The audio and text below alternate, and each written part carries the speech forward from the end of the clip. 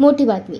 सोन्याचे भाव मोठ्या प्रमाणात गडगडलेत. गेल्या 3 दिवसात सोन्याच्या दरात तब्बल 12,000 रुपयांची घसरण पाहायला मिळाली आहे. इराण आणि इस्रायल यांच्या सुरू असलेल्या युद्धाचा थेट परिणाम आता नागरिक बाजारपेठेवर दिसून येतोय आणि याचा फटका सोनं चांदी यांच्या दरात बसताना दिसतोय.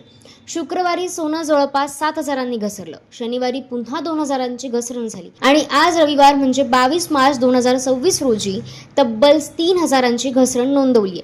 आज 24 कॅरेट सोन्याचा भाव 1,45,960 प्रति 10 ग्रामवर झालाय, तर 22 कॅरेट सोनं 1,33,800 प्रति 10 ग्रामवर पोहोचले. चांदीच्या घरातही मोठी घसरण झाली असून काल 2,54,900 रुपये प्रति किलो असलेली चांदी आता थेट 2,45,000 प्रति किलोवर आली आहे.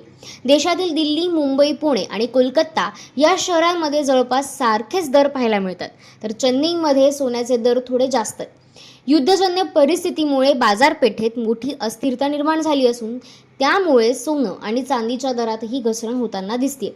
सोन्याचे दर अजून खाली जाणार का की पुन्हा वाढणार हे पाहणं महत्त्वाचं ठरणार आहे.